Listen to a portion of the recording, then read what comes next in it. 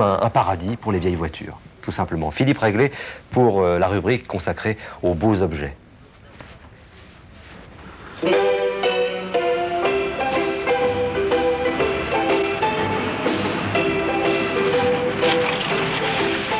Bonjour, autre époque, autres mœurs, autres moyens aussi peut-être.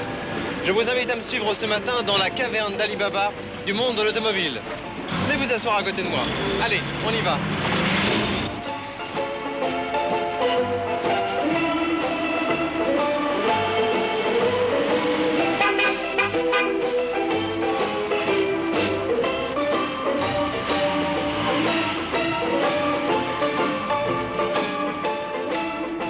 Alors nous sommes ici à 7 km de la place de l'Étoile, à Saint-Ouen, dans une véritable clinique de la voiture de collection, dans un endroit qui s'appelle l'Espace Amour. Et qu'est-ce qui vous a donné l'idée un jour de réunir dans cet endroit autant de voitures de collection venues de partout dans le monde et de toutes les époques? Eh bien, hormis la passion, je vais vous dire que c'est un peu Antenne 2, parce que grâce à l'émission du Journal d'un siècle et la rencontre avec Louis Berriot, Sylvie Genevoix et Gérard Dalmaz, j'ai eu l'idée de développer, en rencontrant des tas de collectionneurs, cet espace qui est destiné à tous ceux qui n'ont pas d'emplacement dans la capitale ou même d'ailleurs en France, pour y mettre en sécurité leur automobile de collection, qu'elle soit ancienne ou moderne. Espace Amour n'est pas un musée à qui appartiennent toutes les voitures qui sont ici. Et vous avez tout à fait raison, ça appartient à des tas de collectionneurs qui se sont groupés, qui se sont réunis, qui sont venus mettre ici leurs véhicules en lieu sûr. Alors vous êtes chargé non seulement de les garder, mais aussi de les entretenir. Voilà, exactement. On assure tout l'entretien que peut attendre un propriétaire, à savoir les lustrages, les lavages, les entretiens de la mécanique, le gonflage des pneus, bref, tout le petit entretien qu'on n'a pas le temps souvent de faire soi-même parce qu'on est très occupé. Alors il y a des voitures qui doivent arriver ici en mauvais état. Je pense par exemple à cette superbe Ford. Tout à fait. Les fameuses Ford Deloré et Hardy. Ben, vous avez là un très bon exemple d'une voiture qui nous arrive, brute, de container, non nettoyée, non restaurée, et puis le coup de baguette magique et puis le travail effectué à côté. Alors il doit y avoir un travail extraordinaire à faire parce que il faut s'occuper du moteur et de la carrosserie en même temps. Tout à fait. C'est un travail assez complet. Alors qui est chargé? Quel est le docteur? Quel est le médecin qui est chargé ici de l'entretien des voitures? Vous allez le voir sur la séquence qui suit, c'est Philippe Granier et il s'occupe à merveille de toutes ces marques puisqu'il faut connaître, il faut être un petit peu pluraliste. On traite à la fois des voitures américaines, des voitures françaises. Il n'y a aucune ségrégation ici. Comme vous l'avez vu, tous les pays constructeurs sont représentés. Alors, aucune ségrégation, toutes les voitures de tous les constructeurs sont présentées. Mais vous imaginez qu'ici, il y a une véritable fortune. Alors, c'est un peu Fort Knox ici, car toutes les voitures sont en totale sécurité. Complètement. Je crois qu'on a innové au niveau de cette sécurité, puisqu'on est relié à un poste de sécurité tenu par des pompiers. Et je crois qu'au niveau du feu, comme au niveau de l'intrusion, c'est extrêmement bien protégé. C'est une véritable caverne d'Ali Baba. Il faut un sésame pour y rentrer. Et il y a ici des voitures de stars. Alors, ce sont des voitures qui font rêver parce qu'elles sont magnifiques, parce qu'elles sont assez vieilles maintenant, mais parce qu'elles ont appartenu. Il y a une voiture ici qui a appartenu à Maurice Chevalier. Tout à fait. Le très très joli cabriolet Fernandez et Darin sur un châssis 57 Bugatti a été la propriété de Maurice Chevalier. Vous avez également une Rolls-Royce qui a été la propriété à l'île Maurice, notamment de la reine d'Angleterre, la Queen Elizabeth.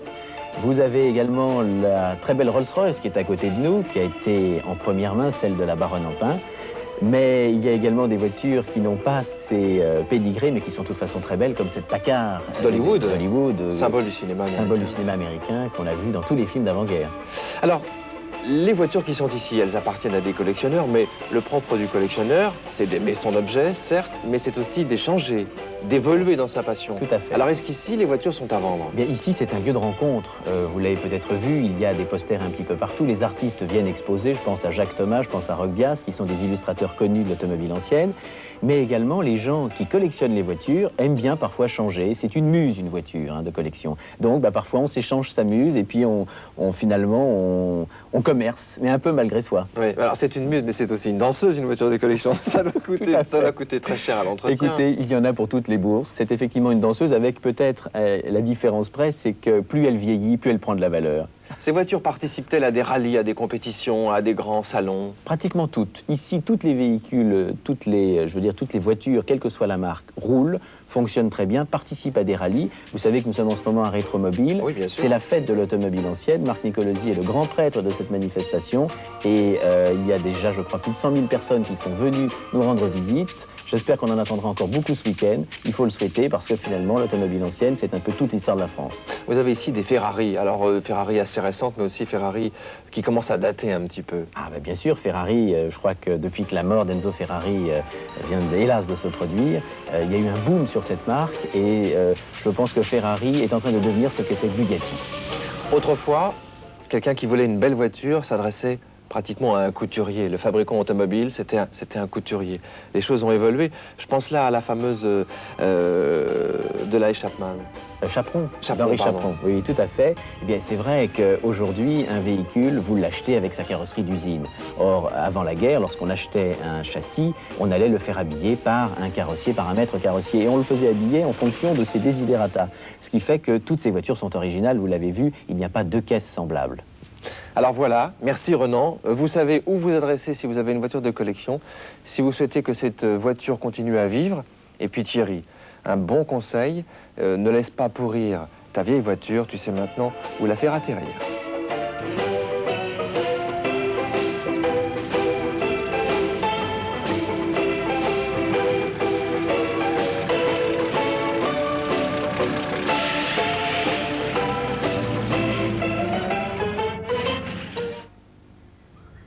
C'était un excellent reportage, Philippe Réglet, qu'on le retrouvera la semaine prochaine. Nous, on va bientôt se quitter. Véronique Rivière, je vais quand même en profiter pour présenter votre 45 tours. Il n'y a pas de raison.